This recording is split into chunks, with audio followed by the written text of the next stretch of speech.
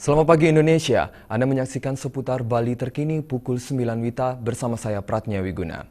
Pemirsa, kegagalan Bali United melaju ke babak semifinal Piala Presiden 2015 disikapi bijaksana pelatih Indra Jafri.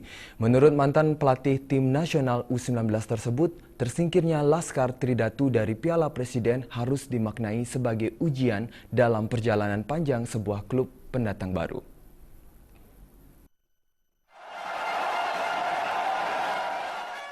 Pasca ditentukan Arema Kronus pada babak 8 besar Piala Presiden, pelatih Bali United Indra Jafri mengaku enggan larut dalam kekecewaan. Ia tetap berencana melanjutkan rencana jangka panjang berikutnya bagi para pemain Laskar Tridatu yang rata-rata masih berusia muda. Menurut Indra, selama 5 kali melakoni laga di Piala Presiden 2015, banyak pelajaran dan pengalaman bertanding yang dipetik para pemainnya. Dari 2 kali pertandingan yang dilakoni pada babak 8 besar, Bali United gagal meraih kemenangan. Pada leg pertama di Malang, Bali United dipaksa menyerah 2-1, sementara saat bertanding di hadapan publik Stadion Dipta Gianyar, Bali United menyerah dengan skor 2-3. Kami bangga sekali dengan kemampuan lokal dan saya bertambah yakin bahwa anak-anak Indonesia ke depan akan jauh lebih baik. Dan kami akan memberikan porsi yang sebesar-besarnya untuk anak-anak lokal.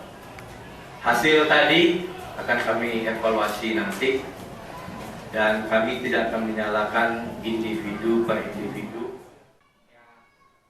Sementara Kapten Bali United Bobby Satria menilai seluruh pemain telah berjuang maksimal meski Bali United akhirnya gagal ke semifinal. Menurut Bobby, Arema Malang memang bermain lebih baik dan pantas melaju ke semifinal. Ya, kita sudah bekerja lebih keras dari pertandingan ke pertandingan.